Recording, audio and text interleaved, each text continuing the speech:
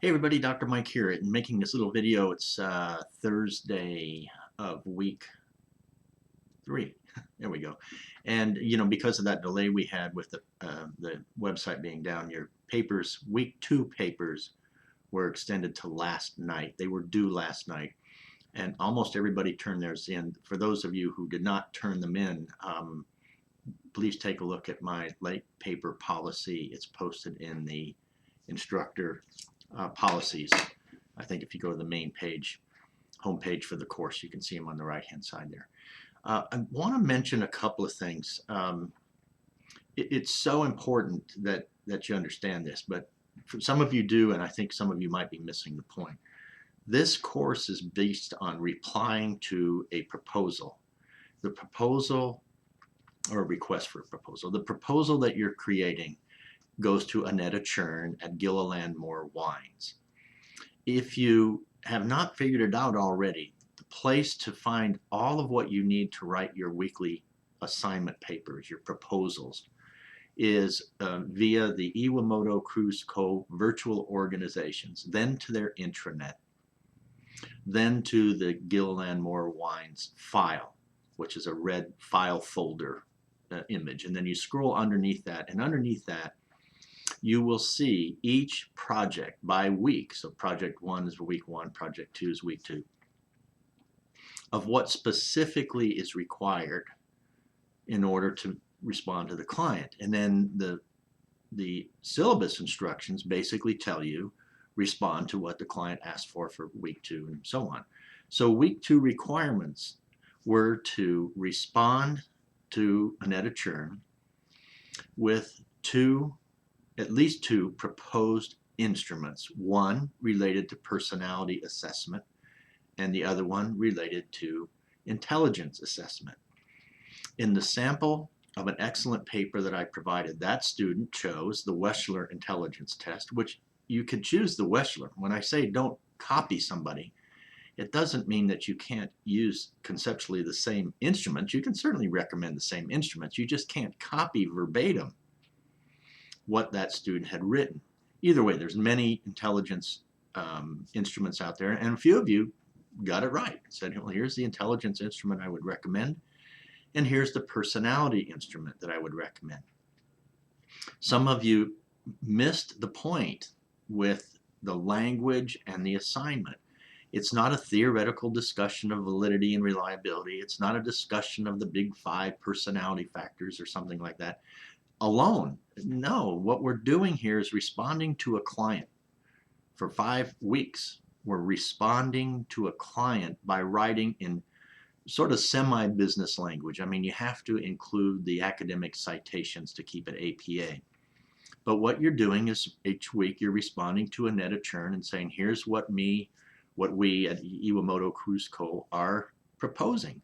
It's really simple, but you have to go into the Iwamoto Cruise Co. virtual file, find the Gilliland Moore Wines file, proposed file. It's a red folder. If you haven't found it yet, then that could be why your points are very low.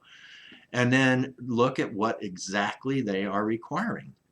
So next week will be the same thing. They're going to be requiring something related to interviewing. Your paper must match the syllabus instructions. If they don't, I as faculty don't have any option except to grade accordingly. And if you miss the syllabus instructions, then it's not fair to the rest of the class for you to receive a favorable grade when you didn't follow the instructions. So here's my message is, please follow the instructions. I mean, passing this course is going to depend on it. The other thing I want to say is we've had 1 or 2 people drop, and I don't know why. Faculty don't even get drop notices. We just see that they're poof, they're gone. And we don't know why people drop. Over 25 years with the University of Phoenix, I've yet to know why any one student drops. They just don't pass that on to faculty, and students aren't required to say why. But my hunch is that a lot of people over the years in the IO psychology program, and I was one of the 4 people who developed this program. I know it very, very well, all the way to the doctoral level if somebody wants to do that. It is a tough program, folks. This is not, as you're finding out, not lightweight, easy reading. It's not a lightweight, easy profession. I've been licensed as a psychologist since 1990, and I can tell you, it's a profession as challenging as medicine or law or dentistry or any of the other even licensed professional disciplines. You don't need a license to be a manager.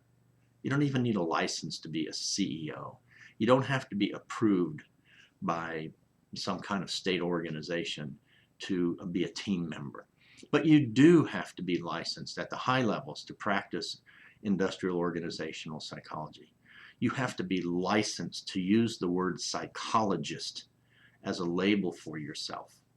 All right, so if you stop at the master's level, are you a psychologist? No. And the states in the United States, each state will come and get you if you present yourself to the public. I am a psychologist because I have a master's degree.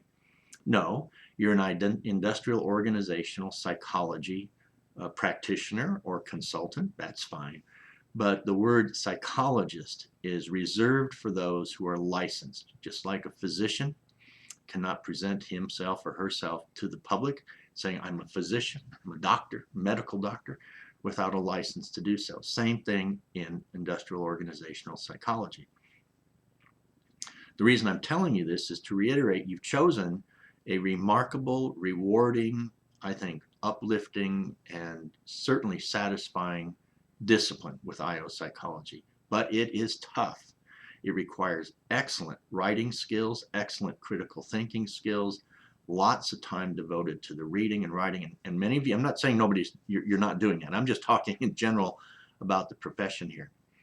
But I do want to link my comments about the profession and its challenges back to our course. This is not I'm going to devote an hour a week kind of course. You won't make it. It's not ethical for me to pass you, to provide a passing grade and say, yes, rah, rah, you did it, when in my heart of hearts I know this is not good work, or it's not matched with the syllabus instructions. So that's my message. I really do want it to be an uplifting message, in as much as if you do the work and get the syllabus instructions right and go the distance with IO psychology, it will reward you in many, many big ways.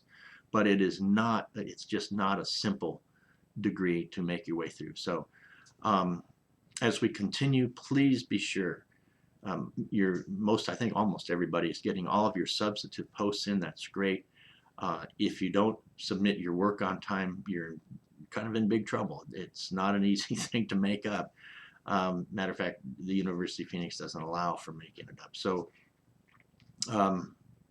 I guess that's all I want to say at this point. I don't want to wear things out. But if you have questions, let me know. And if not, we'll see you off in the threads. Take care, everybody.